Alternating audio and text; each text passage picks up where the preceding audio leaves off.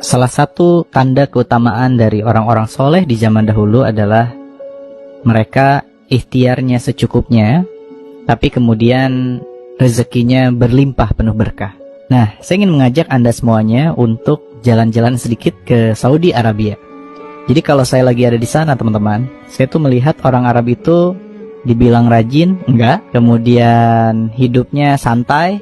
Kemudian kerjanya juga berangkatnya itu bisa jam 10, setengah 11, baru pada berangkat ke kantor, itu pun santai. Intinya, ya mereka kerjanya biasa-biasa saja, jam 4, jam 5 udah ada di rumah, udah pulang dari kantor, menghabiskan waktu dengan keluarga. Itulah orang-orang Saudi gitu loh. Tapi Masya Allah teman-teman, walaupun kerjanya santai, rumahnya mewah, mobilnya mewah dan banyak, uangnya juga banyak, emasnya di mana-mana, Masya Allah. Kenapa bisa seperti itu? Sampai kemudian saya melihat salah satu kuncinya adalah ketika azan berkumandang, seluruh toko tutup dan mereka bergegas menuju ke masjid. Ya, mereka nggak peduli ada customer atau tidak, yang jelas mereka langsung menutup pintunya ya, dan kemudian customernya pada sadar diri juga, mereka langsung keluar dari toko dan mereka tidak takut kehilangan rezeki. Ya, dan ternyata itu kuncinya. Orang-orang Saudi, mereka mengutamakan kewajiban kepada Allah di atas segala-galanya. Dan tentu kita pernah mendengar sebuah kalimat yang pernah diucapkan oleh Nabi Muhammad SAW. Jika kita menghampiri Allah sejengkal, maka Allah akan menghampiri kita sehasta. Dan jika kita menghampiri Allah dalam keadaan berjalan, maka Allah akan hampiri kita dalam keadaan berlari. Masya Allah. Dan inilah konsep berserah diri, teman-teman. Jadi kita itu ciptaan siapa sih? Ciptaan Allah.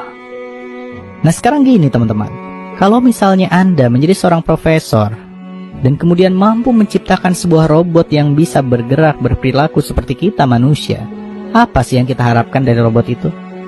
Mengikuti keinginan kita atau justru melawan keinginan kita? Mengikuti kan? Nah sekarang kalau robot itu ternyata melawan kepada kita, kira-kira apa yang akan kita lakukan? Ya udah syukur dihidupin, ngelawan lagi gitu kan ya.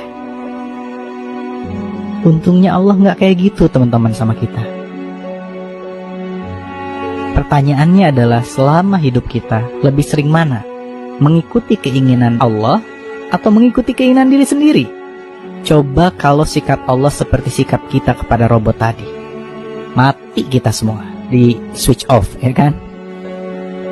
Maka sahabatku semuanya, Masya Allah, kalau si robot yang kita ciptakan tadi ngikuti keinginan kita, apapun yang kita mau, dia mau kerjakan, kemudian dia nurut, dia melayani kita, dia menghamba kepada kita, kira-kira apa yang akan kita lakukan pada si robot itu? Wah, pasti kita sayang berkali-kali lipat pada robot itu, betul tidak? Nah, maka salah satu kunci agar berlimpah rezeki adalah hidup kita harus berserah pada Allah. Maksudnya apa? Ketika Allah berikan kita masalah, ya harusnya kita terima. Selama ini apa? Yang kita lakukan adalah kita melawan sama Allah. Kita bilang, ya Allah, salah saya apa? Kenapa kau berikan ini? Kan gitu ya? So, mulai sekarang terima semua yang Allah berikan kepada kita. Dan ingat teman-teman, jika seorang ibu cintanya luar biasa kepada anaknya, sedangkan ibu adalah dia yang melahirkan dan mengandung kita sebagai anaknya, cintanya luar biasa pada anaknya. Nah maka sekarang bayangkan, ini Allah yang bukan mengandung dan melahirkan kita, tapi Allah menciptakan kita dengan sepenuh cinta dan kasih sayang, yang senantiasa memberikan kita rezeki setiap hari, setiap saat. Maka cinta Allah kepada kita, Masya Allah, melebihi cinta jutaan ibu kepada anaknya, Masya Allah.